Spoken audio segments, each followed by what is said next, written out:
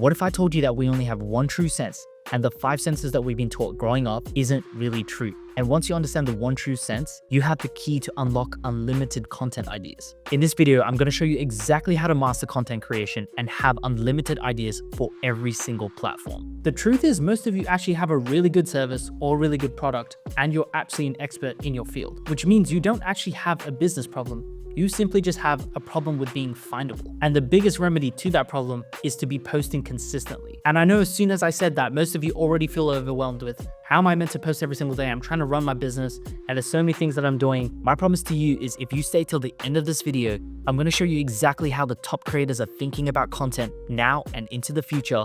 And it's going to allow you to create content consistently for every platform. So let's get straight into it. All right, so I know we've grown up and we've been told that we have 5 different senses, which is sight, smell, hearing, touch, and taste.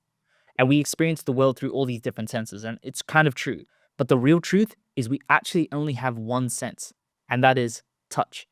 Or if we want to get really technical, it's actually decoding information. There's all these frequencies out in the world, and our body actually decodes all of that information to these different sort of experiences and different senses. But they all are actually just doing one thing, which is decoding the information. If you think about it with light, the light goes to the back of our eyes and it touches the rods and cones and it decodes that information to project back out what we see in reality. It's the same with music. We hear these vibrations or these frequencies and they actually touch our eardrums and we decode that information and we experience what that audio frequency is actually showing us.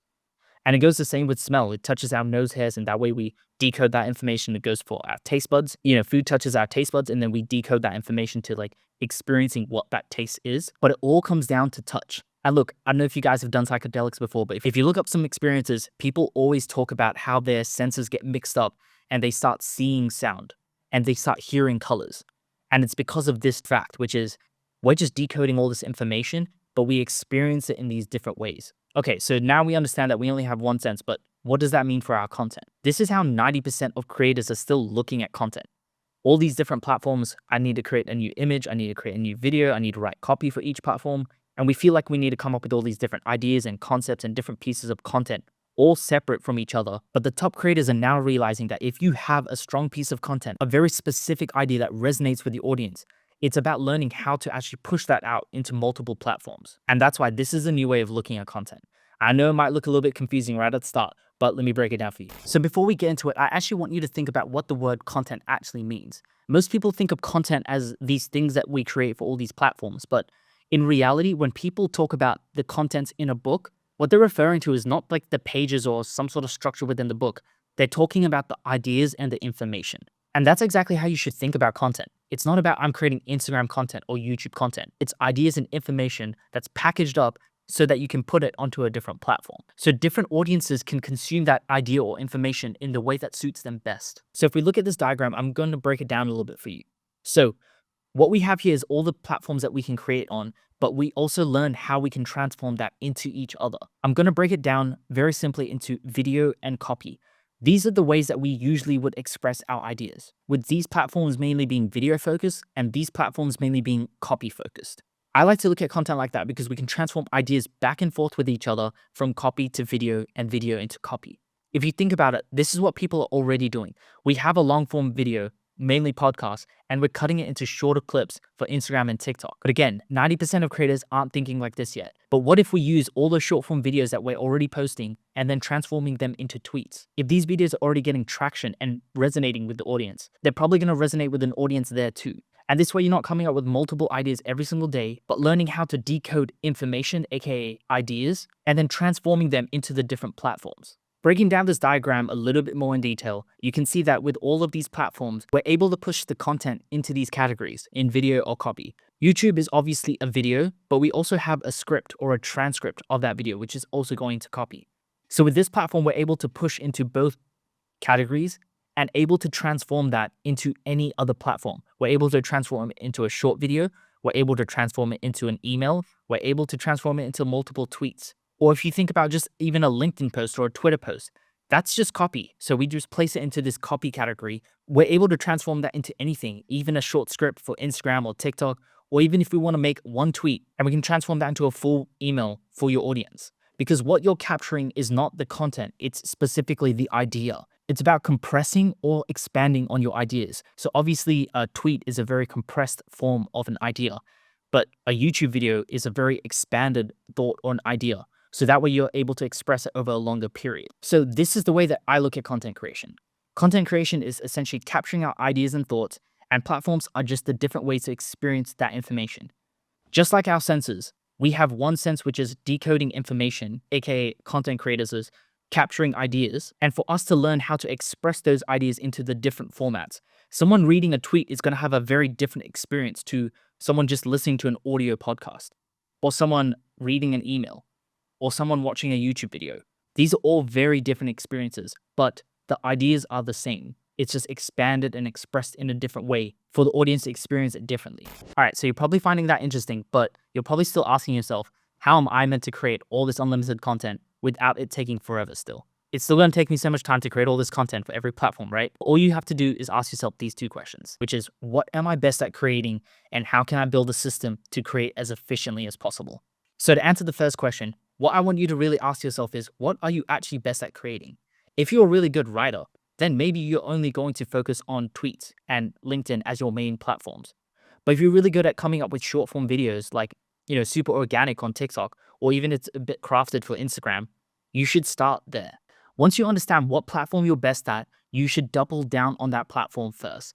Don't immediately start trying to create for every single platform because it's probably going to be overwhelming. But what I want you to do is double down on the platform that you are the best at. And then with the second question here, I want you to build a system for yourself, how you can start repurposing your favorite format into another format. So if you're really good at creating Instagram Reels, maybe you can transcribe that and change that into an email. Or you can start pulling tweets out of that. Start with one or two platforms and create a system of how you're going to create content as efficiently as possible. So for me, I'll just give you a little example. For me, what I like to do is I actually like to come up with ideas on the spot. I literally open my notes app and I click the record button and I just literally talk into it. And that is literally an idea. And from that, I actually try and create scripts out of that. And therefore, I can create Instagram Reels where I'm going to be heavily focused as my primary platform. And then I'm going to try and expand on those ideas to create YouTube videos, aka what I'm doing right now. Okay, so if you're wondering exactly how to transform all this content into the other platforms, I'm going to show you exactly how using ChatGPT. All right, I'm going to show you how to repurpose content into the other platforms. I'm just going to use my page as an example, and I'm going to use a short form reel, and we're going to turn that into like an email, and let's see what else. So all you got to do is get the transcript, which I've already got, and head over to ChatGPT. I'm just going to paste the transcript in here just so we have that there. And what I'm going to do is I'm going to go into my ChatGPT guide, teaching you exactly how to prompt, but also we have all these scripting prompts, ideation prompts, and framework prompts. And it essentially helps you with creating content. But not only that, it helps you with the repurposing as well. So what I'm going to do is I'm going to go into the scripting prompts and I'm just going to go into the email sequence. So all you got to do is copy and paste that back into ChatGPT. And all you have to do is actually change whatever is in the brackets. That's all you got to do, right? So I'm going to change this up because I don't want it to write 5 emails. I'm just going to change it to 1. So yeah. All right, just to go over this prompt, I've essentially write a persuasive email for creating, and I wrote my topic here, which is essentially what the video is about, which is creating a strong brand identity. So it's like using fonts and colors and all things like that, and targeting my audience, which is content creators and entrepreneurs, with the goal of driving the desired action, which is, for me, I want them to watch the full video onto my Instagram page. So I'm creating an email so that I can send them back to the Instagram page. So each email should include a clear subject line, body copy with a hook, benefit-driven messaging, and a strong CTA. And I've just changed it to optimize the email for the open rates and conversions. And all I've done is I've put the transcript down the bottom now, just saying use this transcript. So yeah, they have my full transcript of my video. So let's see what it comes up with. Perfect. So this email is exactly what the video was about. So are people judging your brand cover? So that's a pretty interesting subject line. We can obviously change that as we go. So the body copy. Ever heard of the phrase, don't judge a book by its cover? I used to question it too. If we're not supposed to judge, then why even design a cover? That's essentially what I was talking about. But here's the truth. The cover is what draws the right audience in. So your personal brand works the same way, from colors, fonts, da-da-da. So cool, we have a pretty good email, and then we have ready to level up, watch a full video, so we can link that. So again, if your audience misses the reel and you feel like it's an important reel, why not just create an email and then try and send them back to there? So they watch the video sharing your idea that you really want to share with them. Obviously, we can go in depth and a lot of detail trying to make this email the best that we can, but this is not what this video is about. I would definitely suggest that you actually use this ChatGPT guide that I have because it has everything that you need in detail. If you want this full guide, just DM me 5 senses on Instagram and I'll send it over to you. All right, I'm going to show you one more thing in this video, which is turning that email into now tweets. What I'm going to do is I'm going to get an example that I want my tweets to follow the framework of. There's this guy called Justin Welsh, and he's essentially a great copywriter. So I'm going to just use his as an example. So I'm just going to copy and paste one of his tweets. And essentially, all right, to keep it super simple, I've just asked ChatGPT to format this email into 3 tweets using this framework and style. And essentially, I've given the example from Justin Welsh. So perfect. So we have the 3 tweets here. They say, don't judge a book by its cover, but let's be honest, everyone does. Your brand is no different. Fonts, colors, music, and even text effects. They all tell the world who you are and what you stand for. Is your cover attracting the right audience? Great. So yeah, cool. We have 3 other ones that's pretty much the same ideas. And what I want you to think about is you don't have to post this straight away. This could be posted every 2 weeks. So if you schedule out these posts and these posts come out every week or every 2 weeks, you're essentially pushing the same idea and messaging which you believe in, but over a longer period of time. This is honestly just some quick examples just to kind of broaden your mind of what is actually possible. Obviously, if I try to go in depth, it's probably going to be a whole video in itself. So now that you understand the idea of creating content and then repurposing it to all these platforms, but why is this so important and why should you be doing this? So let's start with the first one, which is building your personal brand with consistent messaging. By consistently putting all the ideas and information that you want to give to your audience on all these different platforms solidifies who you are in the audience's mind. At the end of the day, people don't buy products, they buy into you.